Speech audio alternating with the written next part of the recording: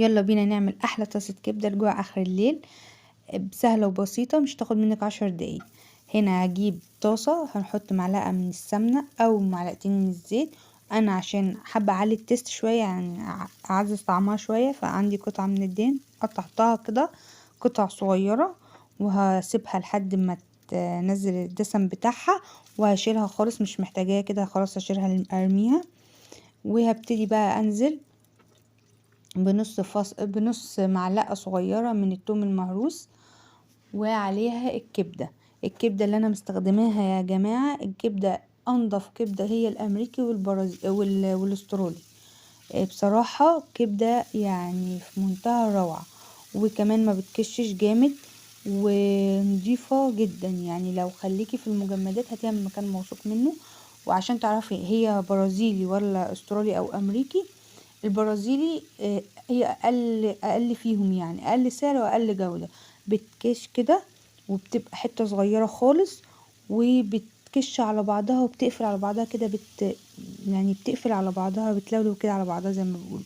فهبتدي بقى ايه، زي ما انتم شايفين كده، هي نفس التقطيعة بتاعتها. هنا انا قلت اقطع بصل، حابه تضيفي بصل مفيش مشكله، مش حابه يعني ما تضيفيش، يا دوبك الفلفل وبس. فانا هنا اجيب بصلتين كده متوسطين، هتشوفوا الكميه هتقولوا كتير، بس لا، هي هتدبل معايا وهتبقى مش باينه خالص. ونص كيلو مش هيخس قوي، هتشوفي معايا زي ما حطيته زي ما هتلاقوه. بصراحه انا بجيب، لو انتي من طنطا، انا بجيب من مكان موثوق منه جدا اسمه التكامل. بيوزع لجميع المحافظات، وكمان هو جملة وقطاعي، يعني عندهم فرع جملة بيبيع، يعني بيوزع للتجار، وقطاعي دوت للأسر العادية اللي هو الكيلو نص كيلو. عندهم كمان جميع أنواع اللحوم والمجمدات والكبدة بأنواعها، الأسترالي الأمريكي البرازيلي، اللحوم برضو الأسترالي الهندي الأمريكي البرازيلي الأرجنتيني، الضاني.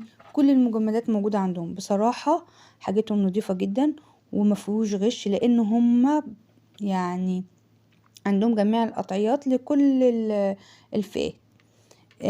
هسيب لكم اللينك بتاع الصفحة بتاعتهم في صندوق الوصف، اللي هي الجملة والقطاع. هسيب لكم اللينك بتاع الاتنين، بتاع الفرعين، وتقدروا تواصلوا معاهم. انا مش بعمل دعاية لا خالص، ده هو بس يعني حبا في المكان، وان هم حاجاتهم نظيفة، وما صدقت لقيت مكان موثوق منه للدرجة دي، وكمان اسعارهم حلوة. هنا كده انا جبت فلفل، انا